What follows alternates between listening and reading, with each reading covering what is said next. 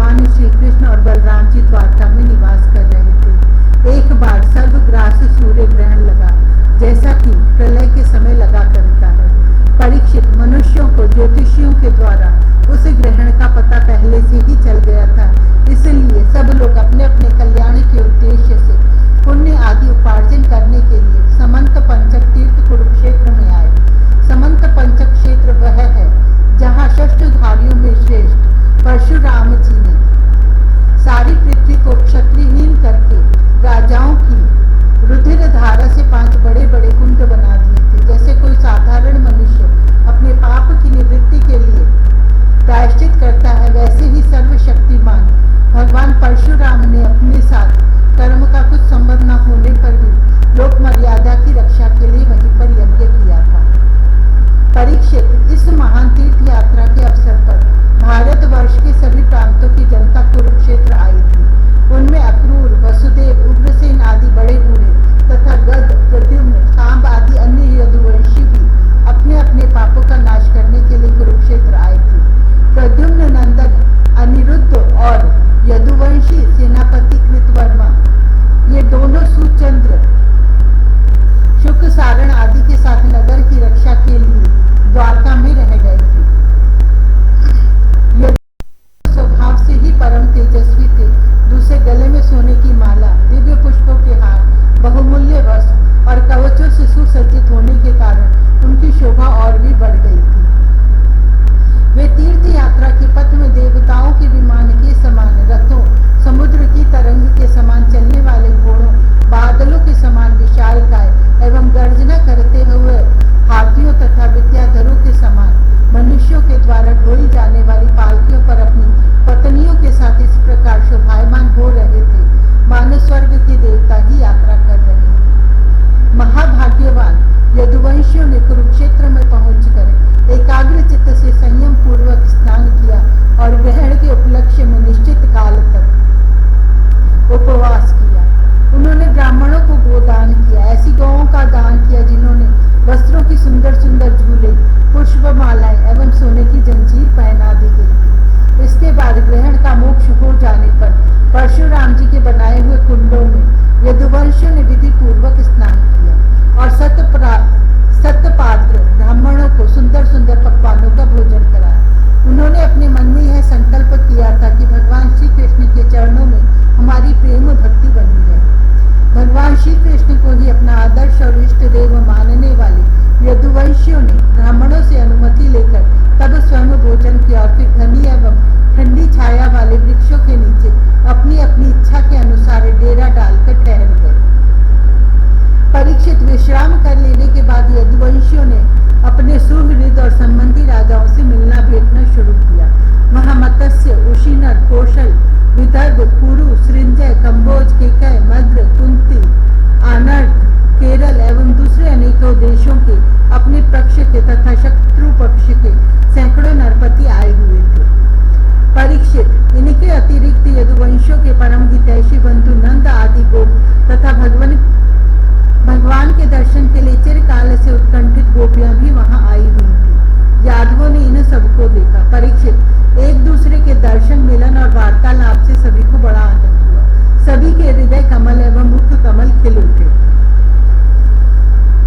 सब एक दूसरे को भुजाओं में भरकर हृदय से लगाते, उनके नेत्रों से आंसुओं की झड़ी लग जाती, रोम रोम खिल उठता, प्रेम के आवेग से बोली बंद हो जाती और सब के सब आनंद समुद्र में डूबने उतराने लगते। पुरुषों की भांति स्त्रियां भी एक दूसरे को देखकर प्रेम और आनंद से भर गए। वे अत्यंत सौहार्द, मंद मंद मुस्कान, परम पवित्र तिरछी चितवन से देख देख कर परस्पर भेंट अखबार भरने लगे।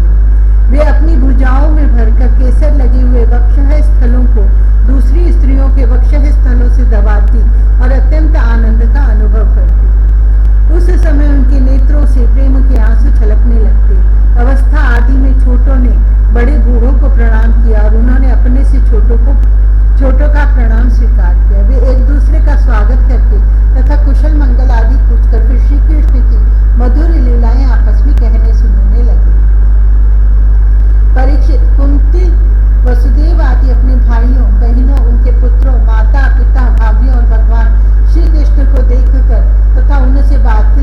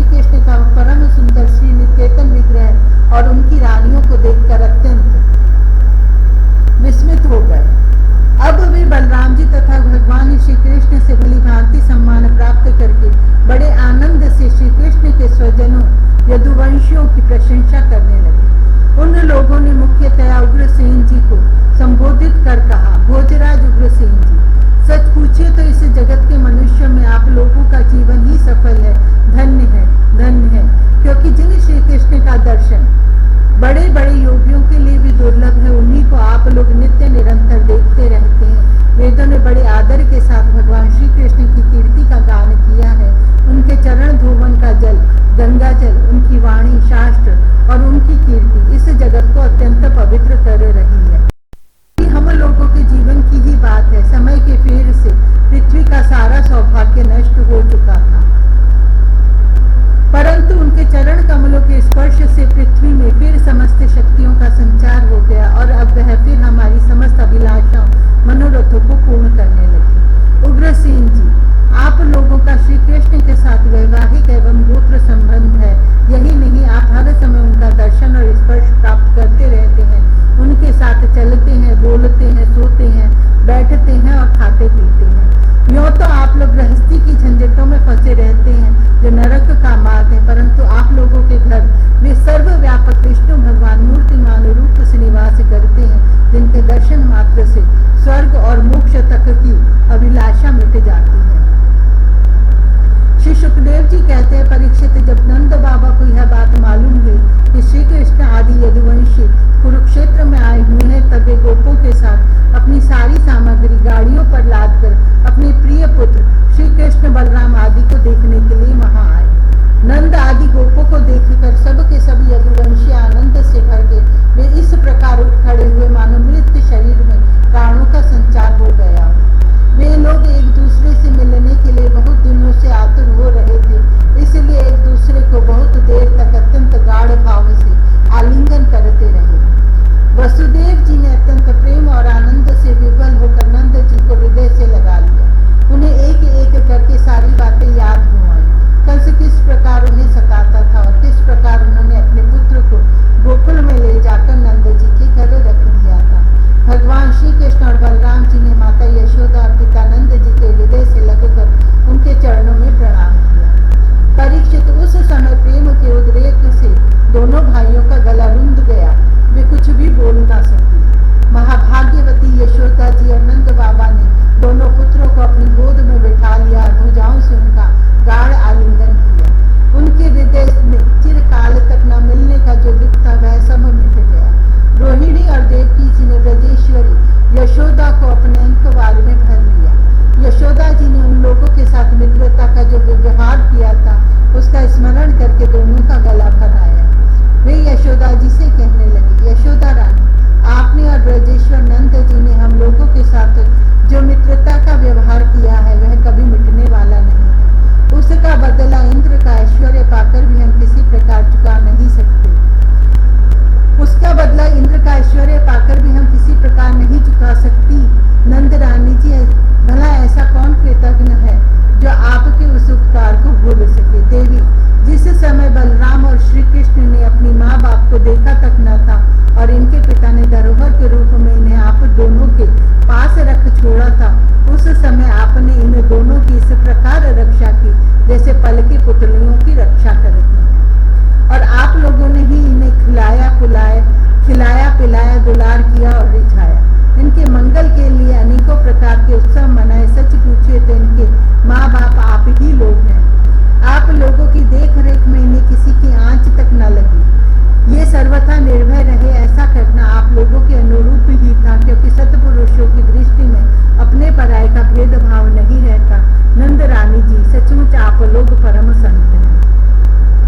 श्री सुखदेव जी कहते हैं, परीक्षित, मैं कह चुका हूँ कि गोपियों के परम प्रियतम जीवन सदस्य श्री कृष्ण ही थे। जब उन्हीं के दर्शन के समय नेत्रों की पलकें गिर पड़ती, तब वे पलकों को बनाने वाले को भी कोसने लगते। उन्हीं प्रेम की मूर्ति गोपियों को आज बहुत दिनों के बाद भगवान श्री कृष्ण का दर्शन हुआ। उनके मन में इसके लिए कितनी लालसा थी, इसका अनुमान भी नहीं किया जा सकता। उन्होंने नेत्रों के रास्ते अपने प्रियतम श्री कृष्ण को हृदय में ले जाकर गाढ़ आलिंगन किया और मन ही मन आलिंगन करते करते तन्मय हो गई। परीक्षित, कहाँ तक कहोगे उस भाव को प्राप्त हो गई जो नित्य निरंतर अभ्यास करने वाले योगियों के लिए भी अत्यंत दुर्लभ है। जब भगवान श्री कृष्ण ने देखा कि गोपियां मुझसे तादात्म्य को प्राप्त एक हो रही हैं, तब एकांत में उनके पास गए, उनको हृदय से लगाए, कुशल मंगल पूछा और हंसते हुए यूं बोले,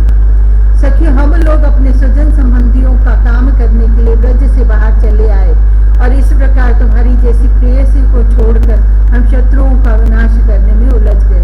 बहुत दिन बीत गए, क्या कभी तुम लोग हमारा स्मरण भी करती हो? मेरी प्यारी गोपियों, कहीं तुम लोगों के मन में यह आशंका तो नहीं हो गई है कि मैं अकृतज्ञ हूँ और ऐसा समझकर तुम लोग हमसे बुरा तो नहीं मानने लगी हो?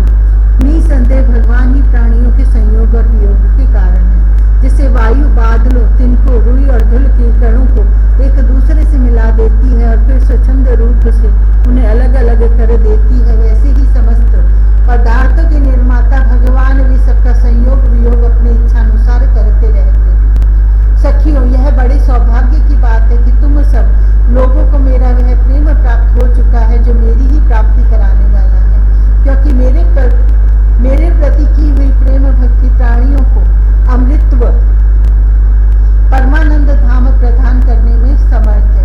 प्यारी गोपियों, जैसे घट पट आदि जितने भी भौतिक पदार्थ हैं, उनके आदि अंत और मध्य में, बाहर और भीतर, उनके मूल कारण पृथ्वी, जल, वायु, अग्नि तथा आकाश ही ओतप्रोत हो रहे हैं, वैसे ही जितने भी पदार्थ हैं उनके पहले, पीछे, बीच में, बाहर और भीतर केवल मैं ही मैं हूँ। इसी प्रकार सभी प्राणियों के शरीर में यही पांचों भूत कारण रूप से स्थित है और आत्मा भोक्ता के रूप से अथवा जीव के रूप से स्थित है, परंतु मैं इन दोनों से परे अविनाशी सत्य हूँ। ये दोनों मेरे ही अंदर प्रतीत हो रहे हैं, तुम लोग ऐसा अनुभव करो। श्री सुखदेव जी कहते हैं, परीक्षित, भगवान श्री कृष्ण ने इस प्रकार गोपियों को अध्यात्म ज्ञान की शिक्षा से शिक्षित किया। उसी उपदेश के बार बार स्मरण से गोपियों का जीव कोश लिंग शरीर नष्ट हो गया और वे भगवान से एक हो गए, भगवान को ही सदा सर्वदा के लिए प्राप्त हो गए। उन्होंने कहा, हे कमलनाथ, अगाध बोध संपन्न बड़े बड़े योगेश्वर अपने हृदय कमल में आपके चरण कमलों का चिंतन करते रहते हैं। जो लोग संसार के कुएं में गिरे हुए हैं, उन्हें उससे निकलने के लिए आपके चरण कमल ही एकमात्र अवलंबन है। प्रभु, आप ऐसी कृपा कीजिए कि आपका वह चरण कमल घर गृहस्थ के काम करते रहने पर भी सदा सर्वदा हमारे हृदय में विराजमान रहे, हम एक क्षण के लिए भी उसे ना भूलें। 83वां अध्याय, भगवान की पटरानियों के साथ द्रौपदी की बातचीत। श्री सुखदेव जी कहते हैं, परीक्षित, भगवान श्री कृष्ण ही गोपियों को शिक्षा देने वाले हैं और वही उस शिक्षा के द्वारा प्राप्त होने वाली वस्तु है। इसके पहले जैसा कि वर्णन किया गया है, भगवान श्री कृष्ण ने उन पर महान अनुग्रह किया। अब उन्होंने धर्मराज युधिष्ठिर तथा अन्य संबंधियों से कुशल मंगल पूछा। भगवान श्री कृष्ण के चरण कमलों का दर्शन करने से ही उनके सारे अशुभ नष्ट हो चुके थे। अब जब भगवान श्री कृष्ण ने उनका सत्कार किया, कुशल मंगल पूछा, तब वे अत्यंत आनंदित होकर उनसे कहने लगे, भगवान, बड़े बड़े महापुरुष मन ही मन आपके चरणार विंद का मकरंद रस पान करते रहते हैं। कभी कभी उनके मुख कमल से लीला कथा के रूप में वह रस छलक पड़ता है। प्रभु, वह इतना अद्भुत दिव्य रस है कि कोई भी प्राणी उसको पी ले तो वह जन्म मृत्यु के चक्कर में डालने वाली भी स्मृति अथवा अविद्या को नष्ट कर देता है। उसी रस को जो लोग अपने कानों के दोनों में भर भर कर जी भर पीते हैं, उनके अमंगल की आशंका ही क्या है। भगवान, आप एक रस ज्ञान स्वरूप और अखंड आनंद के समुद्र हैं। बुद्धि वृत्तियों के कारण होने वाली जागृत, स्वप्न, सुषुप्ति, ये तीनों अवस्थाएं आपके स्वयं प्रकाश स्वरूप तक पहुंच ही नहीं पाती, दूर से ही नष्ट हो जाती है। आप परमहंसों की एकमात्र गति है। समय के पेड़ से वेदों का रास होते देख उनकी रक्षा के लिए आपने अपनी अचिंत्य योग माया के द्वारा मनुष्य का शरीर ग्रहण किया है। हम आपके चरणों में बार बार नमस्कार करते हैं। श्री सुखदेव जी कहते हैं, परीक्षित, जिस समय दूसरे लोग इस प्रकार भगवान श्री कृष्ण की स्तुति कर रहे थे, उसी समय यादव और कौरव कुल की स्त्रियां होकर आपस में भगवान की त्रिभुवन विख्यात लीलाओं का वर्णन कर रही थी। अब मैं तुम्हें उन्हीं की बातें सुनाता हूँ। द्रौपदी ने कहा कि रुक्मणी, भद्रे हे जाम्बवती, सत्य हे सत्यभामी, कालिंदी, शैव्य, लक्ष्मणी, रोहिणी और अन्यान्य श्री कृष्ण पत्नियों, तुम लोग हमें यह तो बताओ कि स्वयं भगवान श्री कृष्ण ने अपनी माया से लोगों का अनुकरण करते हुए तुम लोगों का किस प्रकार पाणी ग्रहण किया। रुक्मणी जी ने कहा,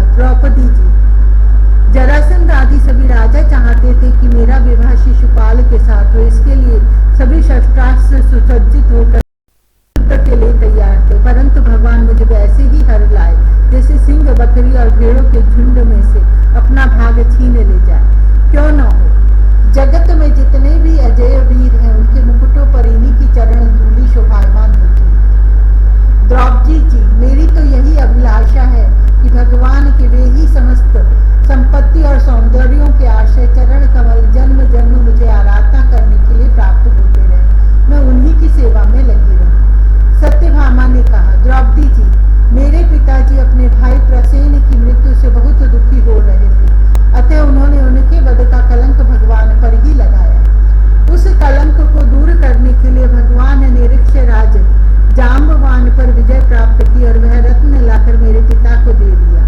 अब तो मेरे पिताजी मिथ्या कलंक लगाने के कारण डर गए, अतः यद्यपि वे दूसरे को मेरा वाग्दान कर चुके थे, फिर भी उन्होंने मुझे स्यमंतक मणि के साथ भगवान के चरणों में ही समर्पित कर दिया।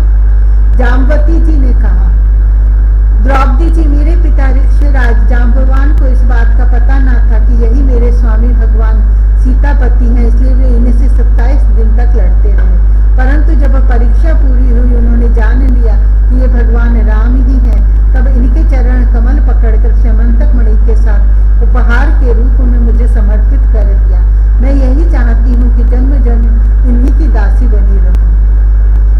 कालिंदी ने कहा, द्रौपदी जी, जब भगवान को यह मालूम हुआ कि मैं उनके चरणों का स्पर्श करने की आशा अभिलाषा से तपस्या कर रही हूँ, तब वे अपने सखा अर्जुन के साथ यमुना तट पर आए और मुझे स्वीकार कर लिया। मैं उनकी घर बुहारने वाली उनकी दासी हूँ।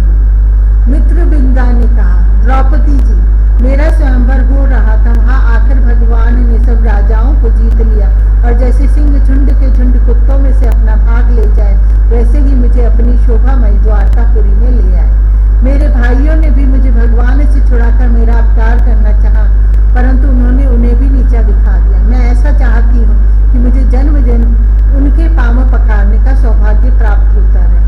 सत्या ने कहा, द्रौपदी जी, मेरे पिताजी ने मेरे स्वयंवर में आए हुए राजाओं के बल पौरुष की परीक्षा के लिए बड़े बलवान और पराक्रमी तीखे सींग वाले 7 बैल रख छोड़े थे। उन बैलों ने बड़े बड़े वीरों का घमंड चूर चूर कर दिया था। उन्हें भगवान ने खेल खेल में ही झपट कर पकड़ लिया, नाथ लिया और बांध दिया, ठीक वैसे ही जैसे छोटे छोटे बच्चे बकरी के बच्चों को पकड़ लेते हैं।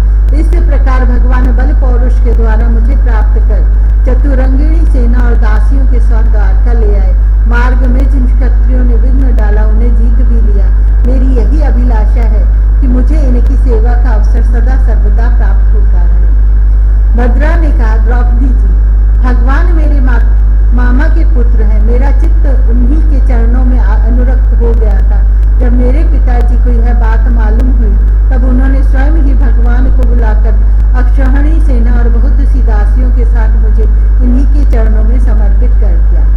मैं अपना परम कल्याण इसी में समझती हूँ कि कर्म के अनुसार मुझे जहाँ जहाँ जन्म लेना पड़े, सर्वत्र इन्हीं के चरण कमलों का संस्पर्श प्राप्त होता रहे। लक्ष्मणा ने कहा, रानी जी, देव ऋषि नारद बार बार भगवान के अवतार और लीलाओं का गान करते रहते थे। उसे सुनकर और यह सोचकर कि लक्ष्मी जी ने समस्त लोकपालों को त्याग करके भगवान का ही वर्ण किया है, मेरा चित्त भगवान के चरणों में आसक्त हो गया। साध्वी, मेरे पिता वृत्रसेन मुझ पर बहुत प्रेम रखते थे। जब उन्हें मेरा अभिप्राय मालूम हुआ, तब उन्होंने मेरी इच्छा की पूर्ति के लिए यह उपाय किया। महारानी, जिस प्रकार पांडव वीर अर्जुन की प्राप्ति के लिए आपके पिता ने स्वयंवर में मत्स्य वेद का आयोजन किया था, उसी प्रकार मेरे पिता ने भी किया।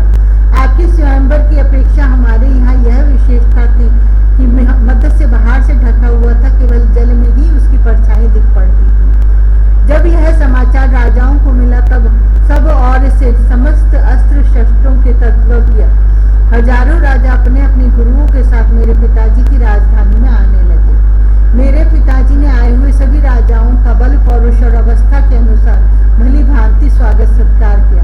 उन प्राप्त करने की इच्छा से स्वयंवर सभा में रखे हुए धनुष और बाण उठाए। उनमें से कितने ही राजा तो धनुष पर तांत भी न चढ़ा सके। उन्होंने धनुष को ज्यों का त्यों रख दिया। कईयों ने धनुष की डोरी को एक सिरे से बांधकर दूसरे सिरे तक खींच तो लिया, परंतु वे उसे दूसरे सिरे से बांध न सके। उसका झटका लगने से गिर पड़े। रानी जी बड़े बड़े प्रसिद्ध वीर जैसे जरासंध, अंभष्ट, नरेश, शिशुपाल, भीमसेन, दुर्योधन और कर्ण, इन लोगों ने धनुष पर डोरी तो चढ़ा ली, परंतु उन्हें मछली की स्थिति का पता न चला। पांडव वीर अर्जुन ने जल में उस मछली की परछाई देख ली और यह भी जान लिया कि वह कहाँ है। बड़ी सावधानी से उन्होंने बाण छोड़ा भी, परंतु उससे लक्ष्य भेद न हुआ। उनके बाण ने केवल उसका स्पर्श मात्र किया। रानी जी, इस प्रकार बड़े बड़े अभिमानियों का मान मर्दन हो गया। अधिकांश नरपतियों ने मुझे पाने की लालसा एवं साथ ही साथ लक्ष्य वेद की चेष्टा भी छोड़ दी। तब भगवान ने धनुष उठाकर खेल खेल में अनायास ही उस पर डोरी चढ़ा दी, बाण साधा और जल में केवल एक बार मछली की परछाई देखकर बाण मारा तथा उसे नीचे गिरा दिया। उस समय ठीक दोपहर हो रहा था। सर्वार्थ साधक अभिजीत नामक मुहूर्त बीत रहा था। देवी जी, उस समय पृथ्वी में जय जयकार होने लगा और आकाश में दुंदुभियां बजने लगी। बड़े बड़े देवता आनंद विवल होकर पुष्पों की वर्षा करने लगे। रानी जी, उसी समय मैंने रंगशाला में प्रवेश किया। मेरी पैरों के पायजे रुन-झुन बोल रहे थे। मैंने नए नए उत्तम रेशमी वस्त्र धारण कर रखे थे। मेरी चोटियों में मालाएं गुथी हुई थी और मुंह पर लज्जा मिश्रित मुस्कुराहट थी। मैं अपने हाथों में रत्नों का हार लिए हुए थे जो बीच बीच में लगे हुए सोने के कारण और भी दमक रहा था। रानी जी, उस समय मेरा मुखमंडल घनी घुंघराली पलकों से सुशोभित हो रहा था तथा कपोलों पर कुंडलों की आभा पड़ने से वह और भी दमक उठा था। मैंने एक बार अपना मुख उठाकर चंद्रमा की किरणों के समान सुशीतल हास्य रेखा और तिरछी चितवन से चारों ओर बैठे हुए राजाओं की ओर देखा। फिर धीरे से अपनी वरमाला भगवान के गले में डाल दी। यह तो कह ही चुकी हूँ कि मेरा हृदय पहले से ही भगवान के प्रति अनुरक्त था। मैंने ज्यों ही वरमाला पहनाई त्यों ही मृदंग, पखावज, शंख, ढोल, नगारे आदि बाजे बजने लगे। नट और नर्तकियां नाचने लगी, गवैये गाने लगे। द्रौपदी जी, जब मैंने इस प्रकार अपने स्वामी प्रियतम भगवान को वरमाला पहना दी, उन्हें वरण कर लिया, तब कामातुर राजाओं को बड़ा डहा हुआ। वे बहुत ही चिढ़ गए। चतुर्भुज भगवान ने अपने श्रेष्ठ 4 घोड़ों वाले रथ पर मुझे चढ़ा लिया और हाथ में शांग धनुष लेकर तथा कवच पहनकर युद्ध करने के लिए वे रथ पर खड़े हो गए। पर रानी जी, दारुक ने सोने के साज समान से लदे हुए रथ को सब राजाओं के सामने ही द्वारका के लिए हाँक दिया, जैसे कोई सिंह हरिणों के बीच से अपना भाग ले जाए। उनमें से कुछ राजाओं ने धनुष लेकर युद्ध के लिए सज धज कर इस उद्देश्य से रास्ते में पीछा किया कि हम भगवान को रोक लें, परंतु रानी जी, उनकी चेष्टा ठीक वैसी ही थी जैसे कुत्ते सिंहों को रोकना चाहें। शांग धनुष के छूटे हुए तीरों से किसी की बाह कट गई तो किसी के पैर कटे और किसी की गर्दन ही उतर गई। बहुत से लोग तो उस रणभूमि में ही सदा के लिए सो गए और बहुत से युद्ध भूमि छोड़कर भाग खड़े हुए। तदंतर यदुवंश शिरोमणि भगवान ने सूर्य की भांति अपने निवास स्थान स्वर्ग और पृथ्वी में सर्वत्र प्रशंसित द्वारका नगरी में प्रवेश किया। उस दिन वह विशेष रूप से सजाई गई थी। इतनी झंडियां, पताकाएं और तोरण लगाए गए थे कि उनके कारण सूर्य का प्रकाश धरती तक नहीं आ पाता था। मेरी अभिलाषा पूर्ण हो जाने से पिताजी को बहुत प्रसन्नता हुई। उन्होंने अपने हितैषी सुहृदों, सगे संबंधी और भाई बंधुओं को बहुमूल्य वस्त्र, आभूषण, शैया, आसन और विविध प्रकार की सामग्रियां देकर सम्मानित किया। भगवान परिपूर्ण है, तथापि मेरे पिताजी ने प्रेमवश उन्हें बहुत सी दासियां, सब प्रकार की संपत्तियां, सैनिक, हाथी, रथ, घोड़े एवं बहुत से बहुमूल्य अस्त्र शस्त्र समर्पित किए।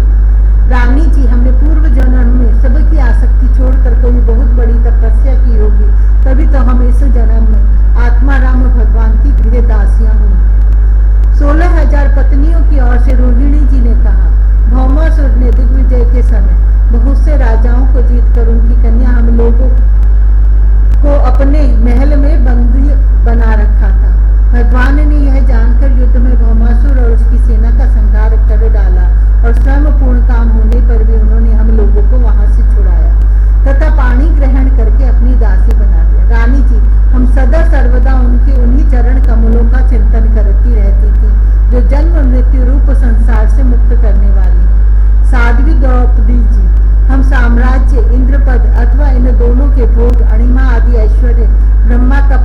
मोक्ष अथवा सारूप्य आदि मुक्तियाँ कुछ भी नहीं चाहती। हम केवल इतना ही चाहती हैं कि अपने प्रियतम प्रभु के सुकोमल चरण कमलों की वह श्रीरज सदा सर्वदा अपने सिर पर वहन किया करें, जो लक्ष्मी जी के वक्षः स्थल लगी हुई केशर की सुगंध से युक्त है। उदार शिरोमणि भगवान के जिन चरण कमलों का स्पर्श उनके गौ चराते समय गोपियां भीली ने